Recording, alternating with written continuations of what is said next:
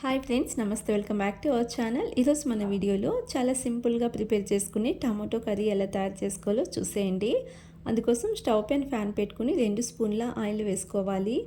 Next ఇందులోని 1 tea spoon కస్తూరి మేతిని వేసుకుని, అలాగే చిన్నగా కట్ చేసుకున్న ఉల్లిపాయ ముక్కలను వేసుకుని ఫ్రై చేసుకోండి.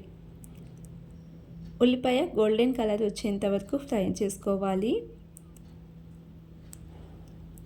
ఈ విధంగా ఉల్లిపాయ ఫ్రై అయిన తర్వాత ఇందులోని 4 మీడియం సైజ్ టమాటోస్ని చిన్న ముక్కలుగా కట్ చేసి వేసుకుంటున్నాను.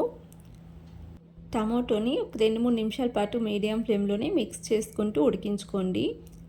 టమాటో ఉడికేలోపే మరో పక్కన కొంచెం జీడిపప్పు, బాదంని గ్రైండ్ చేసి తీసుకోవాలి. హోటల్స్లో ఫ్రెష్ క్రీమ్ వేస్తూ ఉంటారు కదా, దానికి బదులుగా ఇక్కడ 5-6 జీడిపప్పులు, 5-6 బాదంని వేసుకుని కొంచెం వాటర్ని వేసుకుని స్మూత్గా గ్రైండ్ చేసి తీసుకోండి.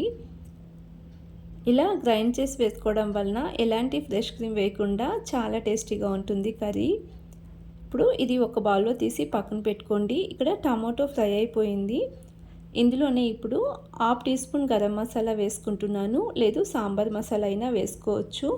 తర్వాత 1/2 టీ స్పూన్ రెడ్ చిల్లీ పౌడర్ని వేసుకుని చిటికెడు పసుపు వేసుకుని మిక్స్ చేసుకోండి. ఇలా ఒక 2 నిమిషాల పాటు మిక్స్ చేసుకుని ఇందులోనే మనం గ్రైండ్ చేసి పక్కన పెట్టుకున్న జీడిపప్పు, బాదాంల పేస్ట్ని వేసుకోవాలి.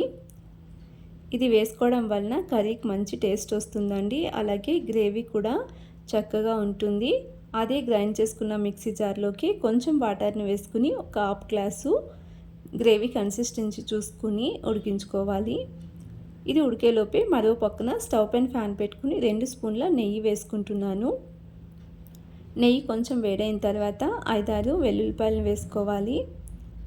ఇవి కొంచెం ఫ్రై అయిన తర్వాత చిన్నగా కట్ చేసుకున్న ఉల్లిపాయ ముక్కలు, అలాగే 5-6 పచ్చిమిర్చిని పొడుగా కట్ చేసి వేసుకోవాలి. నెక్స్ట్ కొంచెం కరివేపాకును కూడా వేసుకుని ఫ్రై చేసుకోండి. తర్వాత 1/4 టీ స్పూన్ సాల్ట్ వేసుకుంటున్నాను. ఆల్రెడీ కర్రీలో సాల్ట్ వేసుకున్నాం కాబట్టి సాల్ట్ కొంచెం వేసుకుని మిక్స్ చేసుకోవాలి.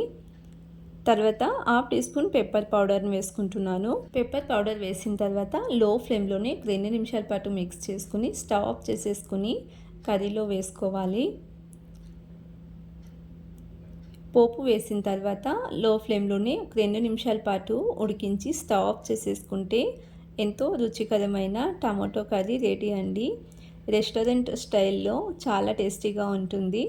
కొంచెం చల్లారిన తర్వాత చూడండి ఎంత చక్కగా కుదిరిందో. చపాతీ, రోటీ, రైస్ మూడింటి కూడా చాలా సూపర్గా ఉంటుంది. ఒకసారి ఈ విధానంగా ట్రై చేసి మీకు ఎలా కుదిరిందో తప్పకుండా కామెంట్ సెక్షన్లో తెలియచేయండి. Thanks for watching the video. అలాగే రెసిపీ నచ్చినట్లయితే ప్లీజ్ లైక్ చేయండి.